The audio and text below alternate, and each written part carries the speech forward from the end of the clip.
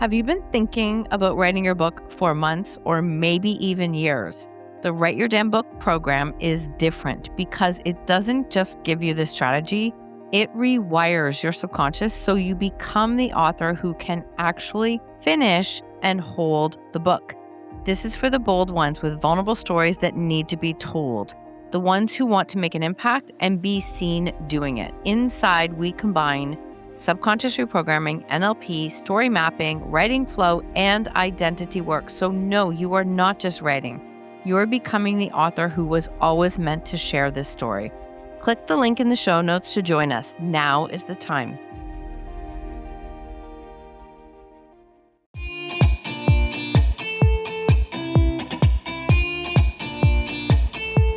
Welcome to the Own Your Choices, Own Your Life podcast. I know you are here wanting to change and rewrite your story. You are desiring to step into the impact that you know you are here to create. I am here to guide you with the proven tools and strategies used by myself and our speakers to support you in taking radical responsibility in your life and learning how to own your choices to change your story. My name is Marsha Van Weinsberg. I am a storytelling business coach, master NLP trainer, speaker, podcaster, and 7 times published author. My clients have found freedom and purpose from overcoming their shame stories and learning how to share them with the world. I am so grateful you are here. Let's get started.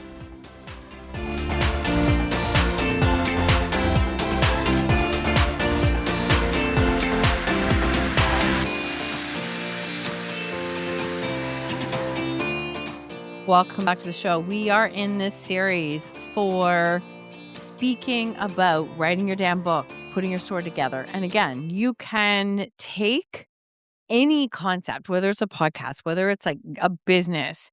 It's just this piece about you are your business, you are your story, and are you ready to put it out into the world?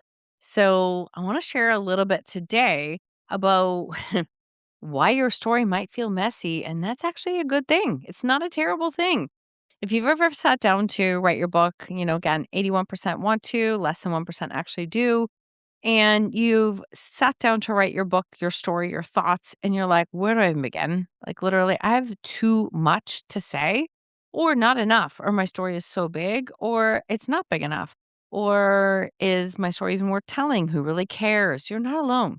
All of these messages, like I'm in the process of outlining and writing my second book, and these stories are still coming up in my head all the time. So it's quite funny actually to see it and hear it and know that it's there.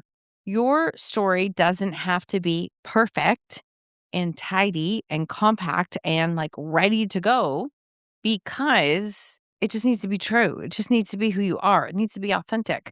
And I cannot tell you how many times a collaborative author specifically, or even a lead author, like a solo author, has finished their book, submitted it, and then they've come back and they're, wait, I have to rewrite that whole section. That's not it. I actually think you have to get to the root of the story, and the messy parts up top allow you to get to the part that's meant to be shared. We had a collaborative author once who I think she actually wrote a book for a collaborative chapter. There were so many words. And as hard as that was, we both know that that had to happen in order to get to the story that was meant to be shared. And I felt the same. There are many times I've talked myself out of this because I felt like I wasn't ready. It's too messy. And I even kept some messy parts out because I was like, I always wanted to respect my kids when I wrote my book at the time when she stopped asking why 9 years ago. And so it's like, okay, can I do it and still respect them? Yes, you can. And I also had to dig a little bit deeper in my story, which we'll talk about in a little bit, probably in the next episode. But I remember pulling out all my journals all over the floor. And then I went with a Bristol board and sticky notes so that I could start to organize, right? Because I'm looking at how everyone else is doing it, what that looks like. And that's when it was just messy sticky notes everywhere, laying out the timeline. And I thought that all of that mess went, there's no way I can do this. Yet I knew I was supposed to. The mess was reminding me like there's so much to this story, so much to share. I think there's also this belief that when you're writing your story, that every single part of it has to come in. And that's not true. You can write more than one book. because you're going to change. And a lot of times by the time you put that story out into the world, you will have changed already. And that's okay, because that picture, that book, it is like a snapshot picture in time of you and your journey. So, why this whole process can feel overwhelming isn't because your story's not big enough or you don't know how to write it. It really comes down to this fear of like being visible and people seeing me. What if they misunderstand me? What if they don't get me? What if they misread me? What if they have opinions and I don't know what to do with this? It gets overwhelming. Meanwhile, those thoughts are ours on repeat that are actually making us overwhelmed. We're doing that to ourselves. You're not just sorting through memories when you're writing your book. You are filtering all old experiences, reliving something, filtering like meaning, emotion, identity, what you take from that story. And it's not that you have to relive it again, but you are sorting through it. Parts of it are coming back up. That can make it feel even more overwhelming and almost like, how do I possibly organize this in a logical way? And is it safe for me to do so? Can I emotionally allow myself to do this? So the brain gets almost so overwhelmed because your subconscious is like, safe, predictable, and familiar, please. That's what our goal is. We want it in a safe, predictable, and familiar environment. Except writing a book is different. This is why the subconscious piece is so important, is to get yourself on board with that process. So sticky notes, journal notes, timelines, like worksheets, writing it all down is great because then you can start to take things away. Like don't filter and don't edit before it's done. Honestly, don't do that. So instead of thinking like, what do I want to stay? What about this? What is my story trying to teach me? What do I wish I would have known sooner? What is a message I wish I could go back and give my younger self? What parts feel so loud, chaotic, confusing, and I don't know how to share them yet?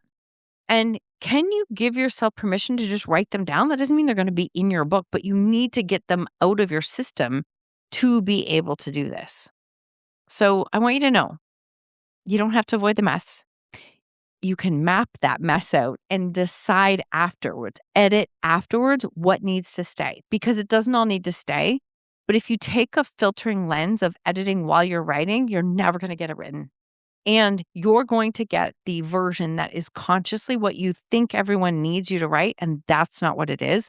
We need you to share your story and who you are authentically. So, quick episode today. I wanted to share this because I know that these are all of the journeys that people are walking through when you're writing your damn book. And that's what we're doing. If you want to join us, the link is in the show notes. This is what we're talking about this month. I want to share this journey of what it was like to write my book and put it out in the world because I want to see more stories get published, more stories get out into the world because someone somewhere is praying for the solutions that you're holding on to. I hope that lands. You want to join us? Link is in the show notes. Have an incredible day. Thank you so much for tuning in to another episode of Own Your Choices, Own Your Life. If you love this episode, I invite you to tag me on social media with your takeaways or share it with a friend. Please, if you feel called, take 30 seconds to leave a 5-star review, and I will be forever grateful. Until next time, remember, when you own your choices, you truly own your life.